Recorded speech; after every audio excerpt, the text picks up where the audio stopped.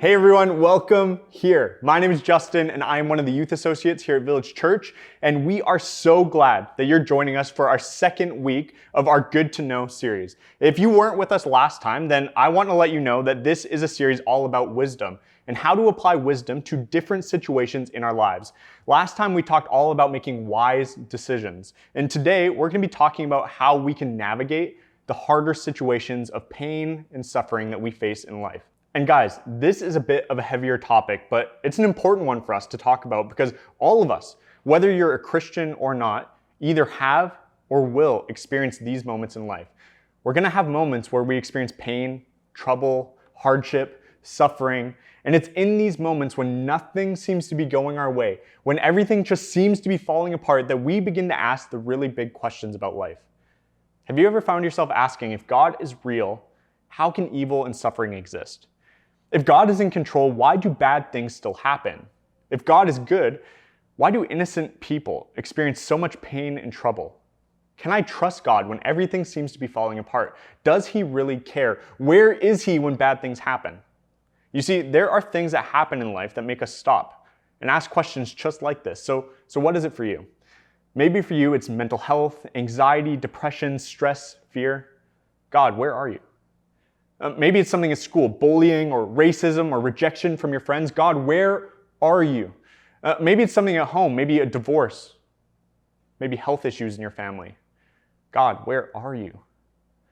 I know most of us probably recognize that we live in a world that is broken and messy, a world filled with disease and death, pain, violence, hatred, and suffering. And when we see these things taking place around us, there's something inside of us that thinks this should not be happening. When I was a kid, when I was in grade 9, me and my brothers, we used to walk to school every day with my mom and my grandma. And it was like this cute little family trek across town. And I remember during one of these walks, the sun was shining. It was a good day. My brothers were laughing. And I was walking in line behind my grandma when I first began to notice that her hair was falling out. The cancer treatment that she was going through was finally catching up to her. Just a few months later, she passed away. I remember during that time just having this feeling that this was not right. This should not be happening. And honestly, I had a lot of questions for God. God, where are you? Why didn't you stop this? Why are you letting this happen to me and my family? Now, if you've ever found yourself wrestling with questions like this or going through a difficult experience in life, I just want to let you know that you're not alone.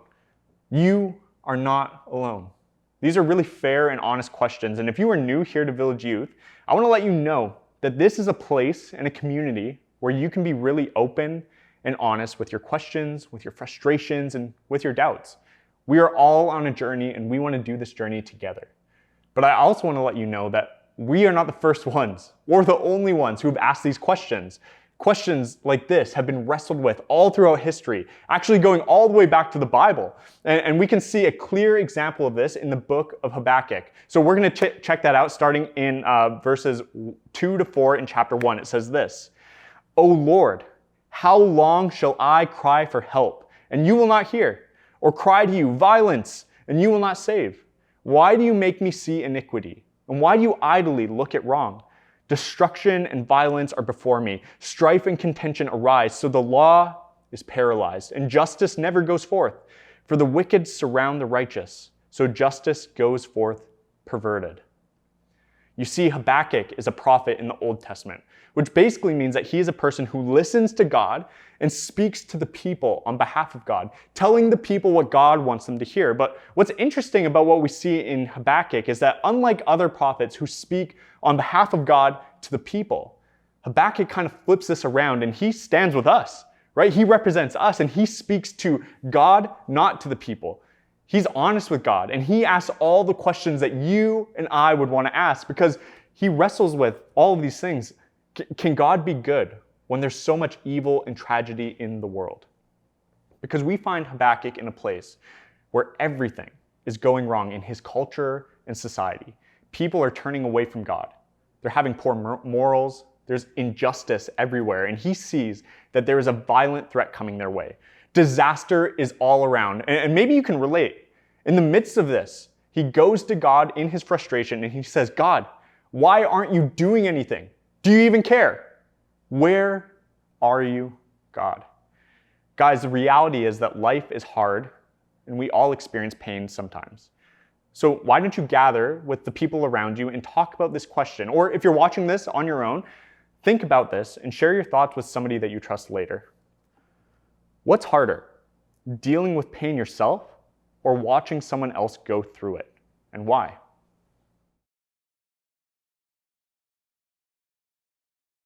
Hey everyone, welcome back. I hope that was a helpful time of discussion for you, and I hope even during this short amount of time that you've realized that something important. I hope you've realized that there is a space within Christianity for these types of questions and conversations. The Bible is not trying to hide or avoid the reality of suffering, and neither are we. There's a space for you to be real and honest with where you are at in life. When I was a kid, at least once a week, me and my family, my brothers, my parents, we would go and hang out at my aunt and uncle's house. Their kids, my cousins, were around the same age as me and my brothers, so it was always a lot of fun to go and hang out with them every single week. And every single time we went to their house, we played a big fat game of Mario Party. It was so much fun. It was epic. And I moved away from my family a few years ago, so I don't get to see these people or everyone as often as I used to when I was a kid. But a few years ago, I actually heard that my aunt and uncle were getting into a really messy divorce. And this was pretty hard for me to hear. Recently, I actually got to hang out with one of my cousins, one of their kids, and it was fun to catch up and relive the good old days, but it was also hard. The divorce had been really, really hard on her, and it actually really impacted her faith in God. She told me that she still believed that there was a God out there, but she didn't understand why he didn't show up for her. Why did he actually let this happen? Have you ever found yourself there? Wondering where God is? Wondering why he isn't showing up and helping you? This is why I love Habakkuk, because he is such a good example for us on how we can navigate these feelings and experiences well. Because look, Habakkuk is brutally honest with God. How long? Where are you? Why does it have to be like this? What are you doing, God? He is brutally honest with God and how he is feeling. But at the same time, Habakkuk is not a man who is far from God. He's someone who is walking very closely with God. Guys, what this tells us is that the Christian life is not a life free from doubts. It's not a life free from trouble. It is not a life free from pain. It's not like you're going to become a Christian and magically everything is going to get better and easier for you. You can have questions for God and still be very close to him. Listen to this, what it says in this next passage, Habakkuk chapter 3, verse 2. He says, "O Lord, I have heard the report of you and your work. O Lord, do I fear. In the midst of the years, revive it. In the midst of the years, make it known. In wrath, remember mercy." Habakkuk knows God to be a merciful God. Despite the situation that he's currently going through, he still knows that God is a merciful God. Because this is one of God's primary character traits throughout the entire Bible. This is how God has chosen to reveal himself to us. God is a merciful God. And ultimately, this points to God's goodness. Habakkuk might have questions about his situation. He might be confused about God's response. He might be wondering what God is doing. But at the very same time, Habakkuk trusts that God is still merciful. He trusts that God is still good. You see, guys, we may not understand or even like God's methods. We might not know what he is doing or what he has planned, but what we do know is who he is, who he has revealed himself to be. We might not understand the work of his hands, but we do understand his heart. No matter what situation that you find yourself in, the God of the Bible wants you to know his goodness. And he wants you to know his mercy. And he wants you to know that he is for you, not against you. If you're alone, he wants you to know that he is there for you. If you feel helpless, he wants you to know that he can help you. If you're sad, he wants you to know that he is comforting you. He wants what is best for you. He loves you. And guys, he is good. Hey, sometimes the wisest and best thing that we can do is simply trust that God is still good, even when everything else seems bad. I'll say that again. Sometimes the wisest thing that we can do is trust that God is still good, even when everything else seems bad. Habakkuk does not fully understand the methods of God. He does not understand his hands, but he does understand God's heart. God is still good, even when our circumstances are not good. But if you're anything like me, You might understand this mentally. You might have the knowledge in your head, but you still have some questions. Like, I know that he's good, but where is he? What's he doing? Why does he feel so distant from me when everything is going wrong?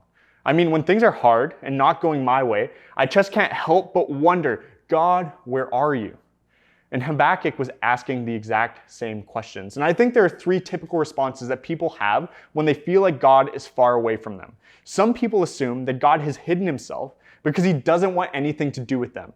You know, maybe I've done something wrong. Maybe I've messed up one too many times, and now God wants nothing to do with me anymore. And maybe God feels far from you, so you just deny his existence altogether. I don't feel him right now, then he must not be real. He didn't show up when I needed him to. Was he ever really there for me in the first place? And the last response you might have is to simply wait on God. And this is what we actually see in Habakkuk. Habakkuk 3 verse 16 puts it this way: I hear and my body trembles. My lips quiver at the sound. Rottenness enters into my bones. My legs tremble beneath me.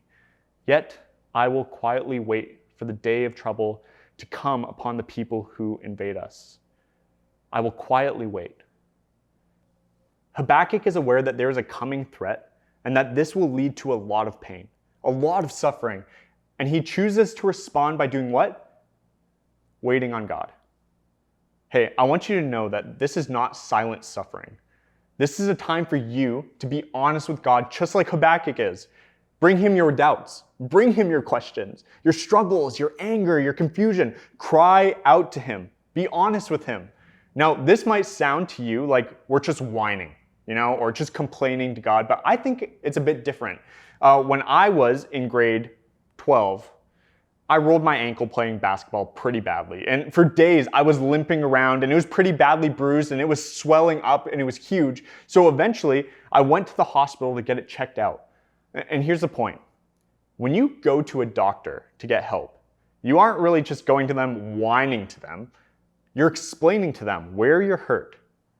And your pain might not be fixed immediately, but your situation might not be solved right there and then, but at least you have gone and told someone who can actually do something to help you. Hey, when you cry out to God like Habakkuk does, this is not whining. You are simply going to the one person who can truly do something about your pain.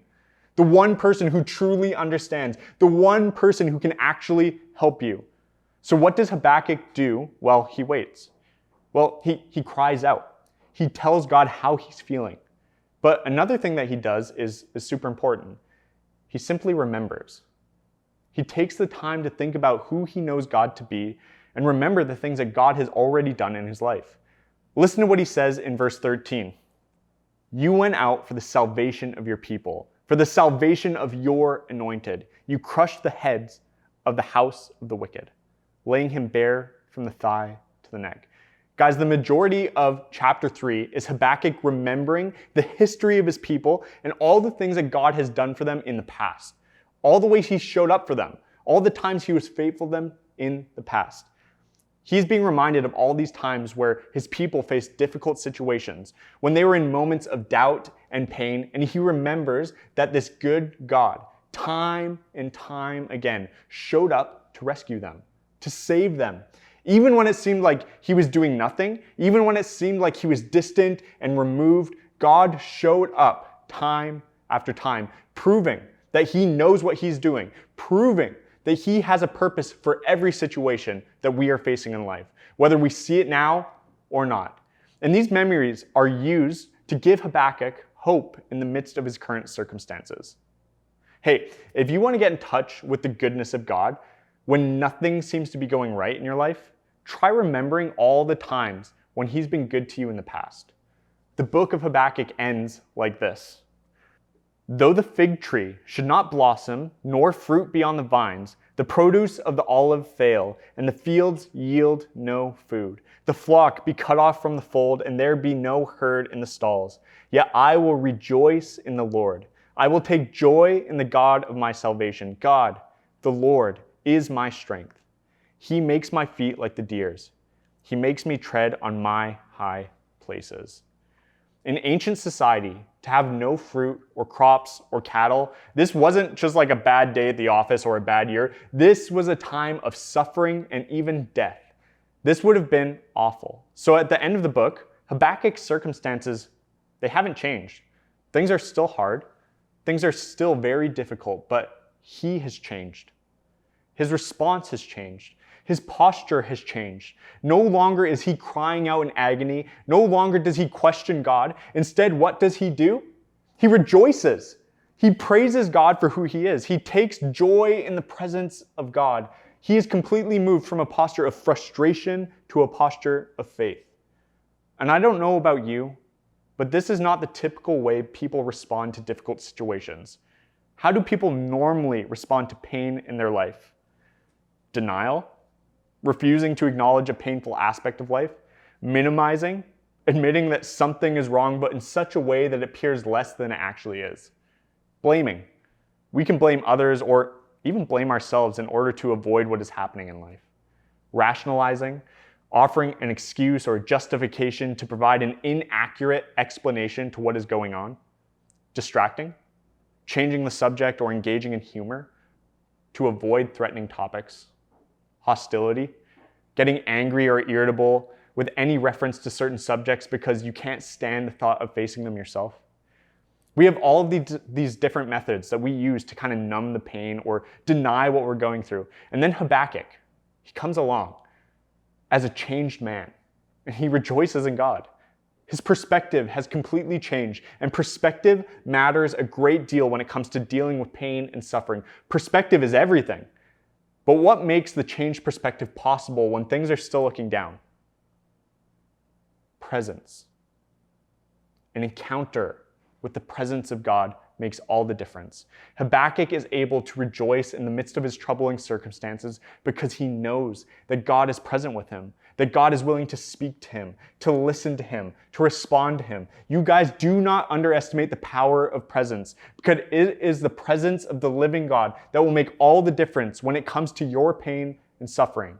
When your friendships are broken, God is still with you. When your family is falling apart, God is still with you. When you lose a loved one, God is still with you. And this makes all the difference.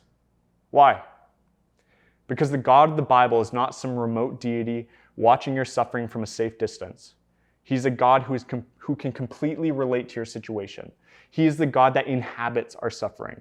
I think the reason we understand and relate to Habakkuk is because for many of us, we're living kind of the same story.